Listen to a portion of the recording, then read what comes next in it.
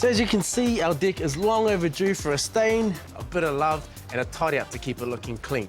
So that's what we're doing today. Koe atu mātou mahi I tēnei rā. Tōna tikanga kia pania ngā papa rākau katoa o waho o te whare ki te ārai wai I a tau. All wooden outdoor structures need to be protected and waterproofed every year or so. I've already given this deck a really good clean and water blast to get rid of any mould and mildew. This is all you'll need, anei ngā taputapu.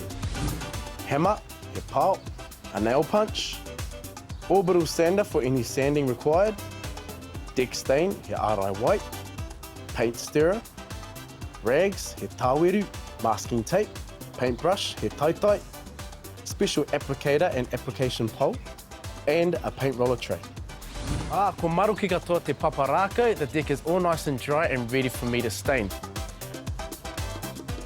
I te tuatahi me tahitahi te papa, so first up you need to sweep the deck so that you can assess and see what needs preparing before you start staining.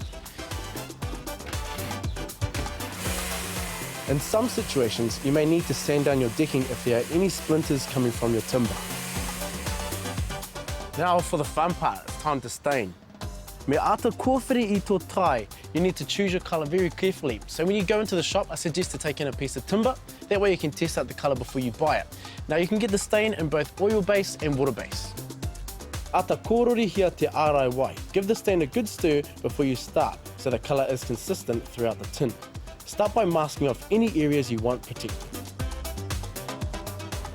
I tēnei wā ka ata painter I ngā taha, so first up we need to cut in with our small paintbrush. I'm only going to do 4 boards at a time to make sure that it's even. Once you cut in on the edges, quickly get your applicator and apply the stain to the rest of the boards. Kia tūpato e hoa mā, it's really important not to stop in the middle of the board, as you might end up with a splotchy or uneven result. Kia tere te mahi I tēnei wai, you need to work quite quick when you're doing this first stain because it's going to soak straight into the timber. No fussing around, just make sure that it's nice and even across the deck. After you've got the first coat on, let it dry. For oil-based stain, that will take about 16 hours. And if you're using water-based stain, it'll be a good recoat in a couple of hours. Now for the second coat. You need to do this the same way you did the first coat. This will intensify the depth of the colour. Kia oriti te mahi. Now 2 coats of stain is enough depth of colour for this deck.